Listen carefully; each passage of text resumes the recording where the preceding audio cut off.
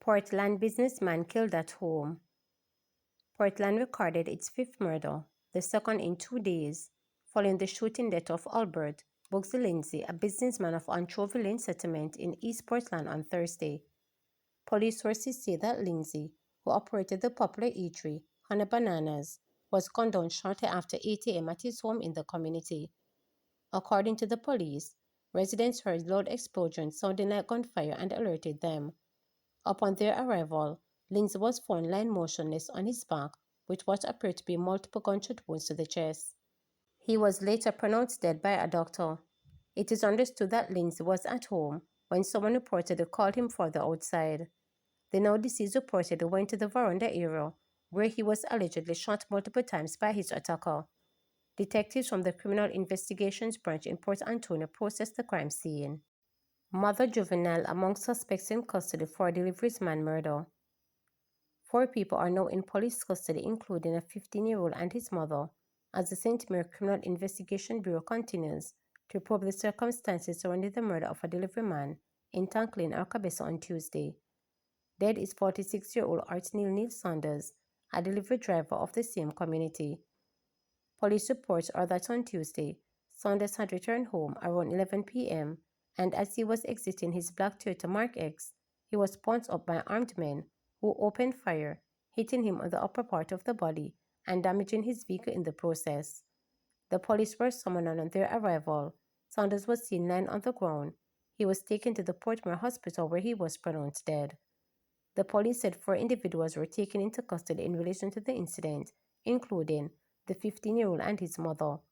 Describing Saunders as a people person who got along with everyone in the community, one resident said, "Boy, it hurt me and shaped me up badly, as the youth was a good youth and everybody loved him. Him not known as a wrongdoer, hard-working man. A motive for the killing is yet to be determined."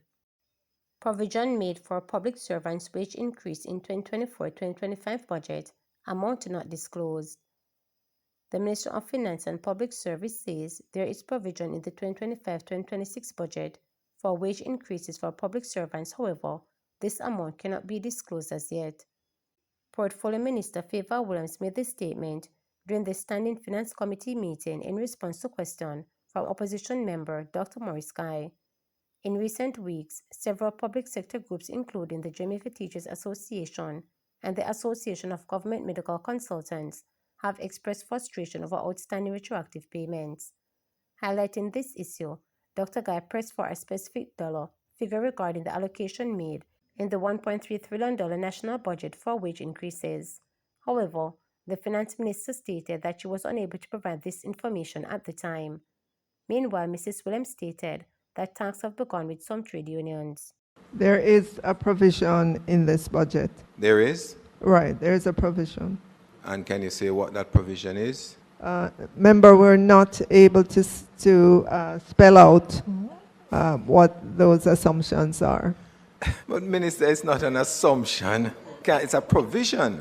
A provision, well, yeah, but an assumption had to go into that, right? There is a provision in the budget, and in order to get to that provision, you have to make some assumptions. We will not get to the actual until we're sitting across the negotiating table. So there are no provisions, but those might be reflected in a supplementary, Minister.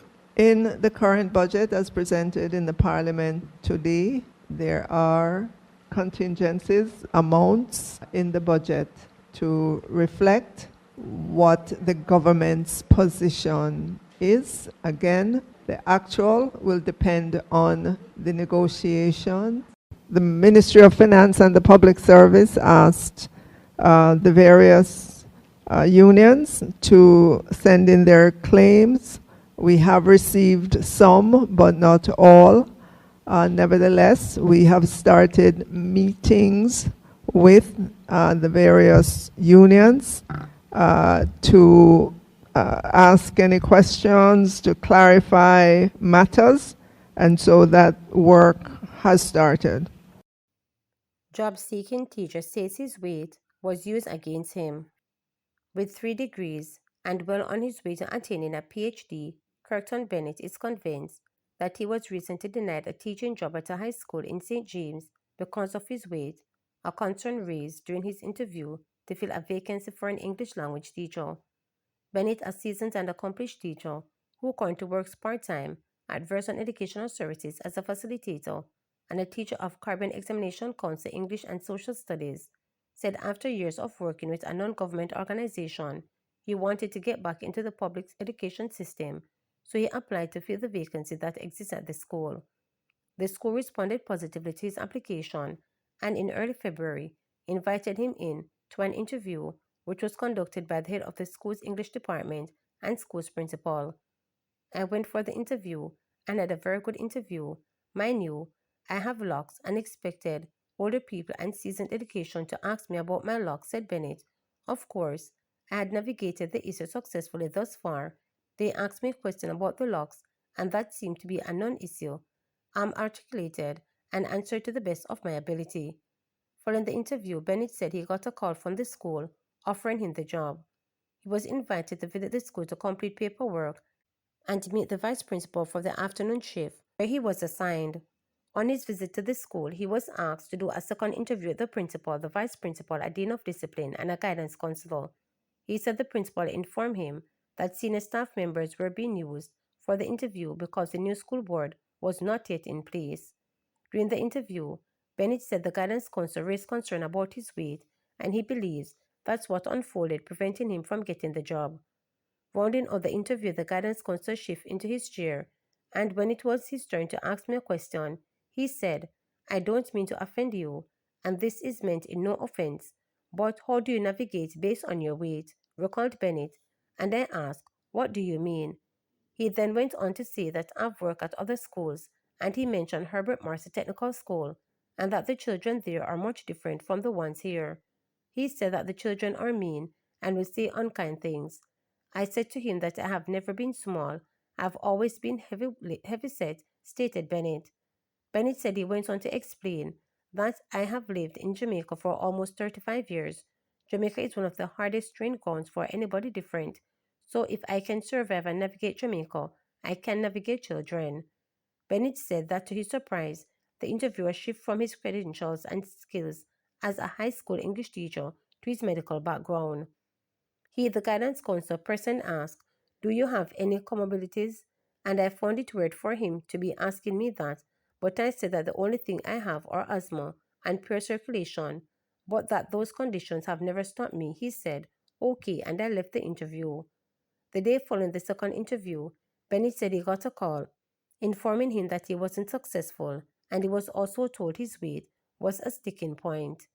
I was shocked, and immediately I wrote a letter and emailed it to the principal indicating that I was disappointed, said Bennett, who said he felt that he was discriminated against because of his weight. I indicated to him that I was most disappointed that in this day and age, where we are teaching children that we should live in love and be accepting of each other, that is how educators think. I wasn't necessarily looking for a discussion on the issue, however, I am hoping that they revisit some of their hiring practices because this is discriminatory and quite biased. It is quite shocking that in this day and age with teacher shortage, my weight was a sticking point. People will tell you that I am a neat fat man. I'm always smelling good. I've always carried myself well. I have 3 degrees, a bachelor's degree in English language education, a master's of business administration, and a master of science in communication. I am now working on a PhD, stated Bennett. However, when the principal was contacted by reporters, he labeled Bennett as a dishonest man, saying Bennett was not denied the job because of his weight, but because he was not a good match for what the school was looking for. We made an arrangement for him to come in when the vice principal for that shift was available. We also had the dean of discipline and senior guidance counselor. We had the interview, and his weight did not change from the first time. He was just mischievous, and now we see his alignment, the principal noted. When asked why Bennett was refused the job, the principal said Bennett, other teachers' obligation had a significant role in the decision that was taken. It is a shift school, and every term the shift changes. He has at least 3 jobs, and because of the change in the President of America, he was going to be out of his major job on 28th of February, but he was at least 2 other teaching jobs, stated the principal. Bennett said he has since written to the Ministry of Education, Skills, Youth and Information, outlining the sequence of events and expressed his disappointment with the way he said he was treated. Remember to subscribe, like, share, and click the notification bell for daily updates.